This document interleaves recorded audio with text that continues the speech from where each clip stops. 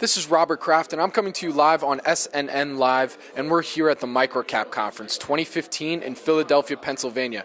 With me right now is Paul Mobley from Noble Romans Inc., NROM. Paul, welcome to SNNLive. Thank you very much. Glad to be here. So this is your first time on SNNLive, and for our audience, I'd like to get an overview of the company. Okay.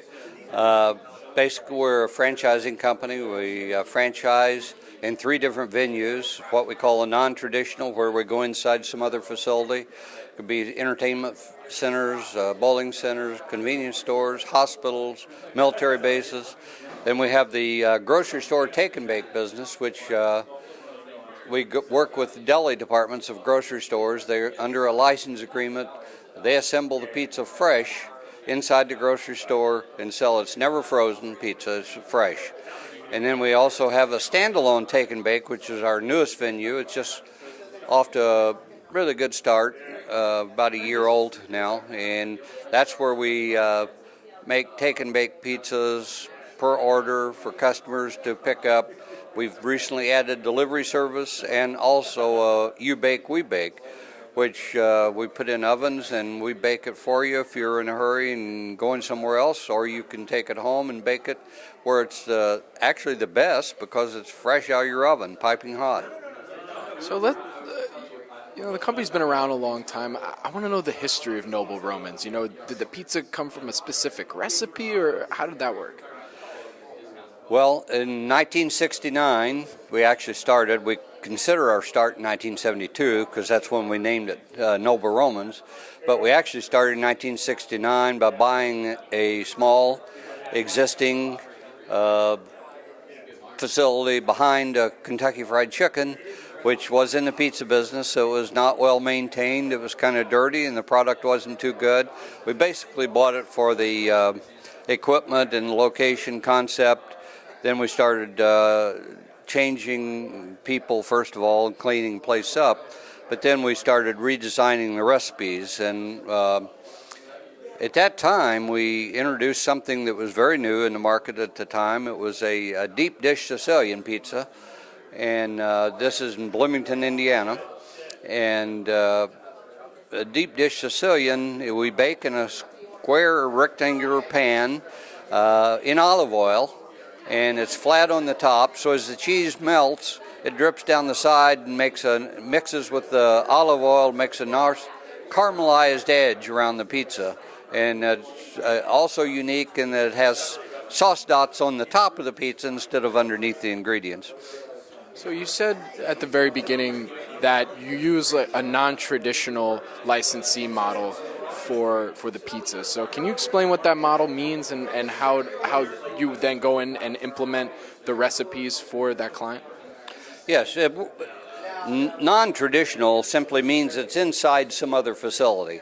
We're inside hospitals, we're inside convenience stores, entertainment centers. It operates much like a regular franchise, except it's just located inside other facility, and the service style and everything adapts to the facility that's in. And convenience stores, it's all grab and go because those people call them convenience store for a reason. They're in a hurry, and it's convenient, and so you can get your pizza and then eat it on the way.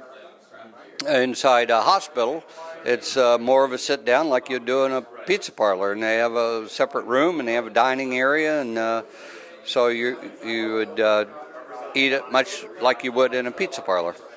So let's talk about the coverage, the licensee coverage, because I want to know where I can go and try some of the pizzas.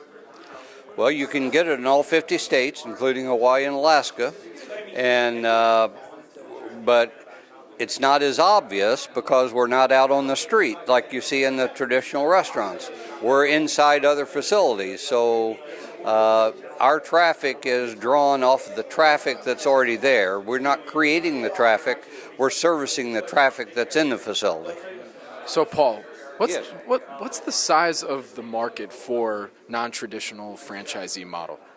Well, it's huge because you can go in any of those types of businesses, so there's tens of thousands of opportunities for location because it's You're just going into a facility and serving the traffic that's already there.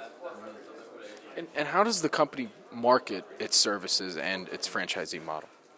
Well, we do different ways for the different venues, but a lot of our marketing is based on attending trade shows.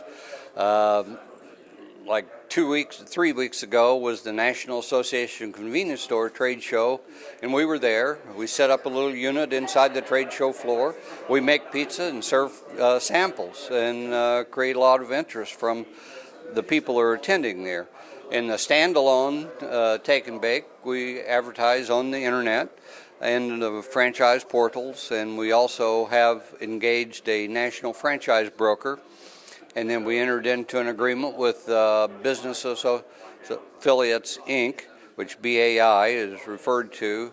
They're a franchise recruiting company that advertises for franchisees of different kinds. We happen to be the pizza company they represent, and then they refer their leads to our franchise broker. What's your background? Well, I'm a CPA by training and background, and for many years I worked in the CPA firm, and then I had my own firm and sold it out to a partner, and also became an Arby's franchisee about the same time we started the Noble Romans, and I had up to 27 Arby's at one time, and also working in Noble Romans. I sold the Arby's to another franchisee of Arby's and concentrated all my efforts on Noble Romans. So where can our audience go and find more information about Noble Romans? Go to our website, www.nobleromans.com. This has been Robert Kraft, and I'm live on SNN Live at the MicroCap Conference 2015 in Philadelphia, Pennsylvania. With me again has been Paul Mobley from Noble Romans, Inc., NROM. Paul, thank you again so much for coming on to SNN Live. Well, thank you a lot.